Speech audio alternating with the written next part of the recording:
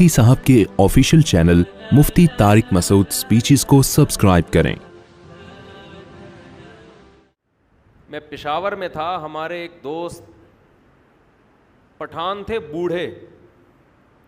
بعض دفعہ لوگ اتنے اخلاص سے بات کہتے ہیں کہ وہ 2-3 گھنٹوں کی تقریر ایک طرف اور 2 جملے ایک طرف، ان 2 جملوں سے ایسی موٹیویشن ملتی ہے کہ ایک 2 گھنٹوں کی تقریروں سے وہ موٹیویشن نہیں ملتی۔ آپ کو پتہ ہے، ہم جب کسی محفل میں ہوں اور شادیوں کی بات نہ ہو تو ایسا ہوتا ہے نہیں۔ اب تک کی رپورٹ کے مطابق اس طرح کبھی میری معلومات کی حد تک ایسا ہوا نہیں۔ تو وہاں بھی یہی بات موضوع، میں خود نہیں چھیڑ رہا ہوتا تو دوسرے چھیڑ دیتے ہیں۔ تو پشاور میں ہماری دعوت تھی، وہ بوڑھے پٹھان تھے، بڑا انہوں نے ہمارا اکرام کیا، تھے بھی بڑے مالدار۔ تو ویسے ہی کسی نے موضوع چھیڑ دیا دوسری شادی کا، تو ہم نے بھی ان بوڑھے جو پٹھان تھے نا، بزرگ ٹائپ کے، ان سے ہم نے کہا کہ چھیڑنے کے لیے کہ آپ بھی کر لیں، اللہ نے آپ کو اتنا مال دیا ہے، اور تھے بھی بوڑھے ہو کے بھی بڑے فٹ فاٹ تھے وہ۔ تو کسی نے کہہ دیا کہ بھائی اللہ نے اس کام میں بڑی لذت رکھی ہے شادیوں میں، ایسی بات چل پڑی نا۔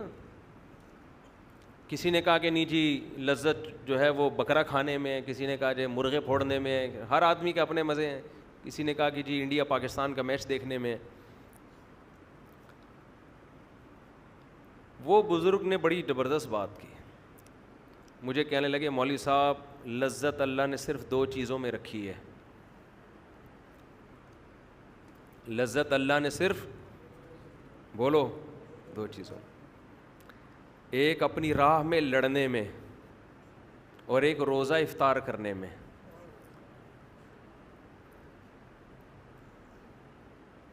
یہ بات انہوں نے ایسے جذبے سے کہی، جو آدمی خود عمل کرتا ہے نا، عمل، اس کی بات میں اللہ نے وزن بہت رکھا ہے۔ شو مارنے کے لیے تو کوئی بھی کچھ بھی کہہ دے، گورنمنٹ کی طرف سے کوئی پابندی نہیں۔ آج کل بڑے بڑے موٹیویشنل اسپیکر پڑے ہوئے ہیں، ایسی تقریریں کر رہے ہوں گے، آپ کو لگے گا ان سے زیادہ نیک آج تک اس کائنات میں پیدا وہی نہیں۔ لیکن جب آپ ان کے پاس جاؤ تو 5 منٹ بات کرنے کے بھی پیسے مانگتے ہیں وہ۔ ان سے بولو نا کوئی نصیحت کر لو، کہہ رہے 50 روپے یہاں رکھ، پھر نصیحت کروں گا میں تجھے۔ مکمل پروفیشنل بن چکے ہیں، پیسہ، بزنس، کوئی خیر خواہی کا جذبہ ہے، اچھے بھی ہیں، اچھے لوگ بھی ہیں۔ تو اس نے جو دل سے یہ بات کہی نا، اس بات کو کہے ہوئے میرا خیال ہے 7-8 مہینے ہو گئے۔ اتنا مزہ آیا اس کے منہ سے یہ 2 جملے سننے میں، اتنا مزہ آیا کہ جب میں یہ بیان کرتا ہوں نا، تو بیان کرتے ہوئے مجھے اپنے جذبات پہ کنٹرول نہیں ہوتا۔ سوچیں اس نے کتنے اخلاص سے یہ جملہ کہا ہوگا۔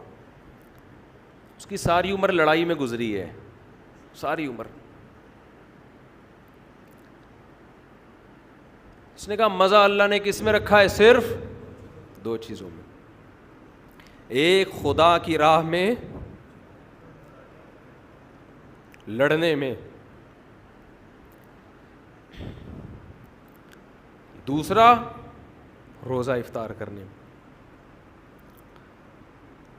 آپ کہہ سکتے ہو کہ روزہ افطار کرنے میں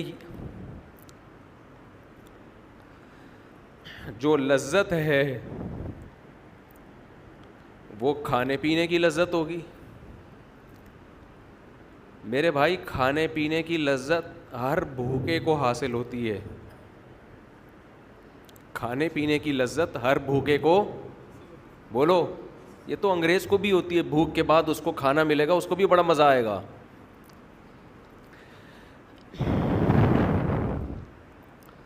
پیاس کے بعد پانی کی لذت ہندو کو بھی حاصل ہوتی ہے۔ اس بزرگ کا مطلب وہ لذت نہیں تھا جو ہر بھوکے اور ہر پیاسے کو کھانے اور پینے کے وقت، بولو، حاصل ہوتی ہے۔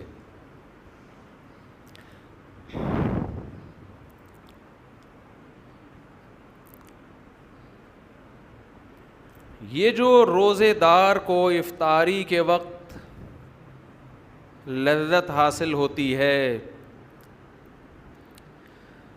یہ وہ لذت ہے جس لذت کے حاصل کرنے کے لیے دل میں اللہ کی محبت کا ہونا، بولو، ضروری ہے۔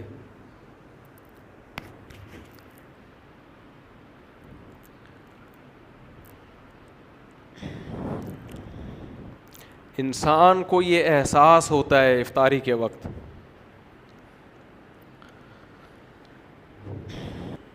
تین شادیاں ہوئی ہیں نا، مجھے بات بات پہ رونا آتا ہے آج۔ جتنی انسان کی شادیوں کی تعداد بڑھتی ہے نا، اس کو بات بات پہ رونا آنا شروع ہو جاتا ہے۔ 4 کے بعد تو ہر بات پہ روتا ہے وہ۔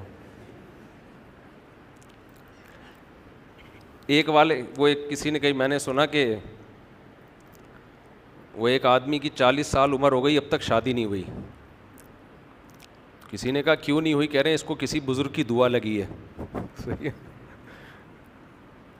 وہ دعا کیا لگی ہے؟ کسی بزرگ کی اس نے خدمت کی تھی، انہوں نے دعا دی تھی اللہ کرے تو ہمیشہ خوش رہے۔ اس کے بعد 40 سال ہو گئے۔ یہ موضوع ایسا جذباتی شروع ہو گیا ہے، اس کو ہم نے بھی چینج کرنا ہے۔ بعض دفعہ مسائل کچھ اور ہوتے ہیں، رو کسی اور بات پہ رہا ہوتا ہے آدمی، سمجھ رہے ہیں نا؟ خیر کیا بات کر رہا تھا میں؟ تو میں عرض کر رہا تھا کہ جو افطاری کے وقت لذت ہے نا، لذت، یہ بھوک اور پیاس ختم کرنے کی لذت نہیں ہوتی، یہ اس بات کی لذت ہوتی ہے کہ آج ساری دنیا پیدا کرنے والے کو بھول چکی ہے۔ دنیا میں ہر شخص نے ہر ایک کو یاد رکھا ہے، نہیں یاد رکھا تو کس کو؟ پیدا کرنے والے کو۔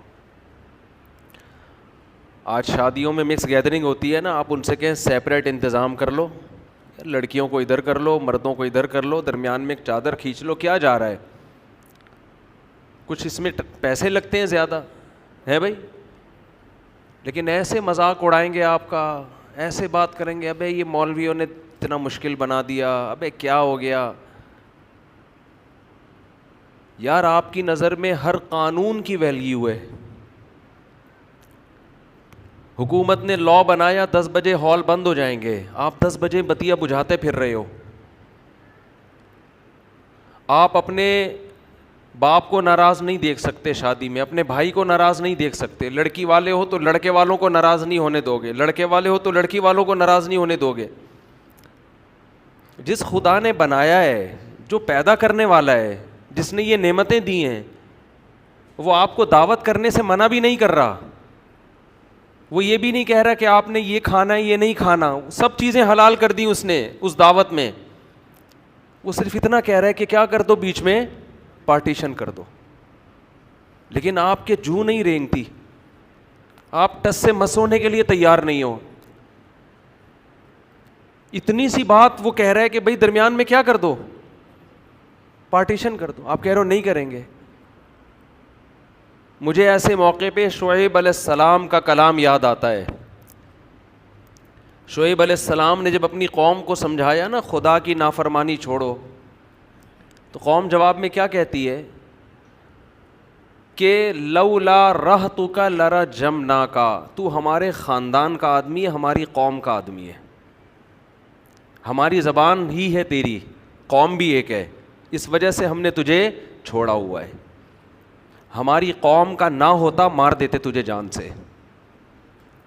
شعیب علیہ السلام نے کیا کہا؟ ارہتی اعز علیکم من اللہ، اے میری قوم میں تمہیں خدا سے ڈرا رہا ہوں، باتیں خدا کی کر رہا ہوں، تمہاری نظر میں قومی تعلق یہ خدا سے بھی بڑھ کر ہے، مجھے اگر تم نے چھوڑا ہوا ہے تو قوم کی وجہ سے چھوڑا ہوا ہے، وَاتَّخَذْتُمُوهُ وَرَاءَكُمْ ظِهْرِيًّا، اور خدا کو اٹھا کے تم نے پیٹھ کے پیچھے پھینک دیا ہے، ایسا نظر انداز کیا ہے گاڈ کو، اللہ کو، خدا کو، کہ پشت کے پیچھے اس کی کوئی ویلیو ہی نہیں ہے۔ میں تم کو بات کر رہا ہوں خدا خدا خدا خدا، آرڈر اللہ کا آرڈر، اللہ تمہاری ڈکشنری میں ہے ہی نہیں، مجھے چھوڑا ہوا ہے تو کیوں؟ قوم کی وجہ سے.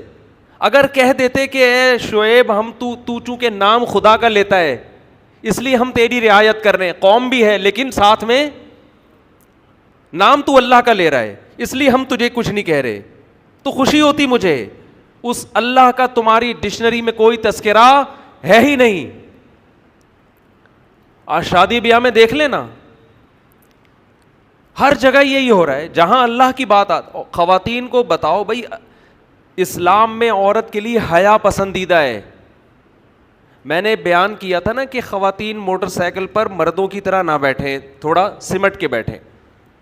یہ ٹھیک ہے چادر کے الجھنے کا خطرہ ہوتا ہے بائکوں میں, تو سمٹ کے بیٹھیں. ابھی ایک برقع آ گیا کسی خاتون کا, بھائی سمٹ کے بیٹھیں, کپڑے کو لپیٹ کے بیٹھیں تاکہ, اور چین کور بھی لگائیں بائکوں میں تاکہ یہ نوبت نہ آئے. اتنا مذاق اڑایا. اسلام حیا کو پروموٹ کرتا ہے, حیا کو. حیا کس میں زیادہ ہے؟ دیکھنے میں کس میں حیا زیادہ نظر آ رہی ہے؟ مردوں کی طرح بیٹھنے میں, یہ خواتین عورتوں کی طرح بیٹھیں, حیا کس میں نظر آ رہی ہے؟ مگر حیا آج ڈکشنری سے, کیونکہ اللہ چاہتا ہے نا شرم اور حیا کس کا حکم ہے؟ اللہ کو. تو اس کو کوئی اس پہ جو نہیں رینگتی. مثالیں دی جاتی ہیں جو اونٹ میں صحابیات ایسے بیٹھا کرتی تھیں. اونٹ میں تو ایسے بیٹھنا ممکن نہیں تھا دونوں پاؤں ایک طرف کر کے. آج بھی ہم نے علماء بزرگوں کو دیکھا ہے کہ وہ اپنی خواتین کو دونوں پاؤں ایک طرف کر کے بٹھاتے ہیں. اس میں حیا زیادہ ہے. لیکن افسوس ہمارے دیندار طبقہ بھی حیا کے معاملے میں آزاد. قرآن حیا کی تعریف کر رہا ہے کہ موسیٰ علیہ السلام کے پاس جب دو لڑکیاں آئیں ان کو بلانے کے لیے, فجاءت احداہما تمشی علی استحیاء, قرآن کہہ رہا ہے ان میں ایک لڑکی آئی حیا کے ساتھ چلتی ہوئی, سینہ تان کے چلنا عورت کے لیے, بیچ روڈ پہ چلنا, یہ ادا اللہ کو پسند بولو نہیں ہے. آپ عورت کی آزادی کے نام پہ بے حیائی پھیلا دو, آپ کی مرضی ہے. پیدا کرنے والا اس عمل سے خوش بولو نہیں ہوگا. آپ اپنی ڈکشنری سے اللہ کو نکال دو, پھر جو چاہے کرو. ایک صاحب مجھے ایک یورپ کے ایک کنٹری کے بارے میں بتانے لگے کہ وہاں آزادی بہت ہے, بہت آزادی ہے, ہر ایک کے حقوق ہیں, جو چاہے کرو, کتنے اچھے ہیں. میں نے کہا آپ کی اور میری نظر میں بہت اچھے ہیں, اللہ کی نظر میں بالکل بھی اچھے نہیں ہیں. کیونکہ ان آزادی کی وجہ سے انہوں نے جن گناہوں کو حلال قرار دے دیا ہے نا, ہومو سیکشولیٹی کو, زنا کو, لڑکیوں سے آپس میں تعلقات, ان چیزوں کی وجہ سے اللہ کی نظر میں وہ بالکل بھی اچھے نہیں ہیں. یہ تو وہ عمل ہے جس سے اللہ نے قوم لوط کو اٹھا کے پٹخ کے مار دیا. جس قوم نے اپنی ڈکشنری سے گاڈ کو نکال دیا, خالق کو, خدا کو نکال دیا, وہ میری اور آپ کی نظر میں بہت اچھا ہے, بنانے والے کی نظر میں اچھا نہیں ہے. بنانے والا نہیں پسند کرتا اس کو. تو مت تعریفیں کیا کرو ایسی قوموں کی جنہوں نے خدا کو وراکم ظہریہ, اپنی پشت کے پیچھے پھینک دیا ہے. اور اگر تعریف کیا کرو پھر دعا کرو تمہارے بچے بھی ایسے بن جائیں, تمہارے بچے بھی ایسے بن جائیں. ان ملکوں میں جائیں, ان کو اتنی آزادی ملے کہ وہ بھی لڑکوں سے بدفعلی کریں, اور جب آپ انگلی اٹھاؤ تو بولے کہ یہ ہیومن رائٹس ہیں. اپنے بچوں کو ایسا بنانا چاہتے ہو تو اس کلچر کی صبح و شام تعریفیں کیا کرو. بولے بہت اچھے, ماشاء اللہ, ویل ڈن بیٹا, آزاد ہے, کوئی روک ٹوک نہیں ہے. تو میں یہ عرض کر رہا تھا کہ ایسے دور میں جب اللہ کو ڈکشنری سے نکال دیا گیا, اللہ کو لغت سے نکال دیا گیا, ایسے موقع پہ کوئی صبح سے لے کے شام تک بھوک اور پیاس کو برداشت کرے, اور ایک دن نہیں, ایک دن, پھر دوسرا دن, پھر تیسرا دن, پھر چوتھا دن, پھر پانچواں دن, پھر چھٹا دن, تو افطار کی لذت میں صرف بھوک ختم کرنے کی لذت نہیں ہے. اصل لذت یہ ہے کہ جس خدا کے لیے صبح سے شام تک قربانی دی, وہ خدا ہماری اس افطاری پر بھی ہم سے خوش ہو رہا ہے.